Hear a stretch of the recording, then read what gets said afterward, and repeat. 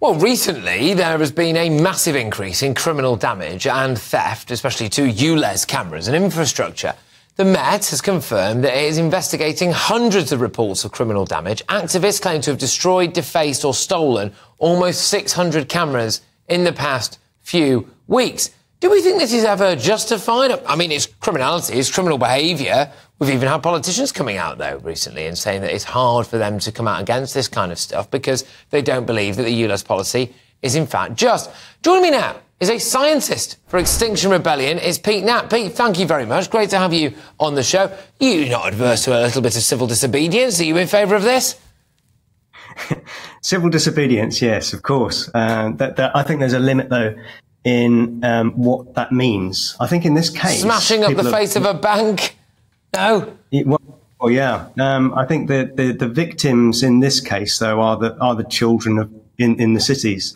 Whereas, you know, the kind of civil disobedience that I guess I would be behind are more targeted towards people who are damaging the environment. OK, so you are not in favour of people taking a hacksaw to a ULEZ camera if it might even charge them, say, £12.50 to take their kids to school or go and visit their mum's grave, but you would be in favour of people sitting in a road and blocking an ambulance?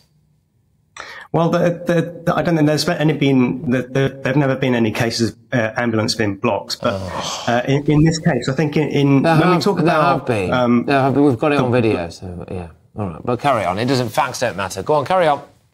They do matter. Freedom of information requests have been made and there have been no counts. But in this case, when we talk about whether people can get into the ULEZ zone or not, whether they have to pay the fee, I think that we have to kind of balance this. The kinds of people or the kinds of vehicles who have to pay the charge will have to be older than Euro 6, which is they were made before 2015. So there are very few cars out there that are that old. And only the cars, by and large, owned by the poorest people, right? So can I just ask about? Right. And that's why the scrappage scheme helps many of these people. I think there are a few where the scrappage scheme isn't helping, and this is a problem. Well, the scrappage scheme isn't helping anyone who's got a car that's worth more than £2,000 and who doesn't already have the savings in order to be able to afford a new car. It's just one thing getting £2,000 for your car, but then it's another thing being able to go and afford another car. I mean, you can't really get an electric vehicle for £2,000, can you? Oh, sure, yeah. Electric vehicles are a different kettle of fish, though. I mean, when we talk about Euro 6, that's not an electric vehicle. The ULEZ isn't about electrifying all vehicles. But here's where I agree with a lot of the people who are against ULEZ. I think that it really needed to be a lot more ambitious. I think when ULEZ was expanded, it aimed to reduce the kind of pollution called NOx, which is NO2. It's a kind of gas which exacerbates asthma and it even can create asthma. The idea is to reduce that, but there could have been some other great ways to do that.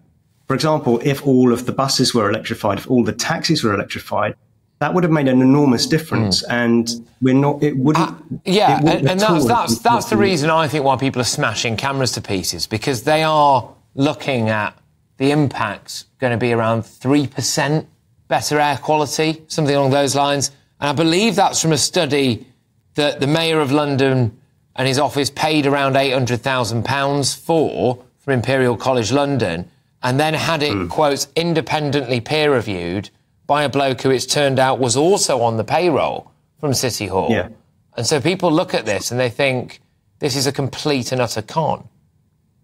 Yeah, I can see that. And I am a champion of clean air. I think that it's a really good thing to be pushing for, but I think there are really good ways to do that. And ULEZ is a small step in the right direction, but it's made mistakes along the way. And as you say, when it's peer reviewed by people who are on these panels, it can make people feel uneasy about it. But I mean, you're a scientist. Come on, you're a scientist, right? Do you think this is dodgy science? I don't think it's dodgy science. I think that the savings in NOx in London may be marginal with this ULEZ, but here's the really interesting point. The most polluted parts of London are actually in these areas where ULEZ is going to be expanded. So some parts of Kingston, for example, are over 10 times the WHO guideline for NOx.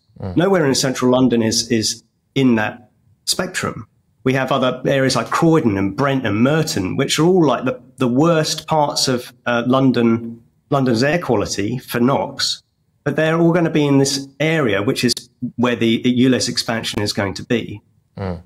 But what about the people in these areas who are thinking, right, well, I don't want to drive my car anymore. Maybe it's too expensive. I'll get the bus instead. Yeah, I think this is another area where the scheme hadn't been expanded enough. I think we could have expanded these bus schemes, the Santander cycle scheme, the cycling infrastructure into these areas where ULEZ has been. No, I'll agree with you. What we've got at the moment appears to me, anyway, to be the absolute worst of both worlds, right? Which is that we've got people being disadvantaged for, I will say, questionable personal benefit, and in a way that has been presented with the science. When you have a look at it in terms of whether or not the study was paid for, whether or not that study was independently reviewed by a bloke who was also paid for by City Hall, that looks bad. Plus, they've had none of the things that you would argue would mitigate the cost of this to people, i.e. better public transport, that public transport being green in itself. So this hasn't happened, which does lead me to wonder whether or not actually people like yourself, who are in favour, obviously, of doing everything that we possibly can for the environment, are being used by the Mayor of London to actually just tax grab people to pay for poor people in London and just use this as an excuse. I mean, do you feel as though your cause is being shamelessly used here? No, I think it is an incremental benefit. I think some of the taxes that you mentioned, I think, are actually a good thing. I think if we were to tax SUVs, for example, much more than they are, that would be a really good thing, because the number of SUVs in London is really skyrocketing, and the amount of resources needed to make these things, as well as the amount of space they take up on the roads, is going out of control. Is it worse? Is it worse than having some of the components for an electric vehicle mined out of the ground by a one-armed Congolese orphan? Well, no, I think that we shouldn't be looking to get new electric cars either. I think we should be trying to electrify and expand public transport and improve cycling infrastructure.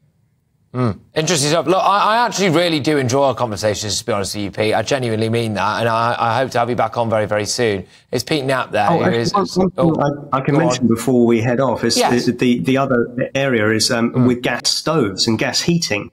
So this is an area where nitrogen dioxide, which is the main pollutant trying to be addressed with ULEZ, the second biggest contributor in the country, and especially in London, is from gas. We know that in homes with gas stoves have nitrogen dioxide maybe 4 times higher than homes with electric stoves. And children living in households that use gas stoves are 42% more likely to have asthma. Look, I can guarantee, I will be willing to put a tenner on with you right now that it is probably about 2 years' time max before we're banning gas stoves in homes as well. I'm sure it will. I'm sure it will happen. There you go. We'll have to see. Although you will have to wait 2 years to get your tenner now. So anyway, Pete, thank you very much. Pete Knapp, who's the scientist for Extinction Rebellion.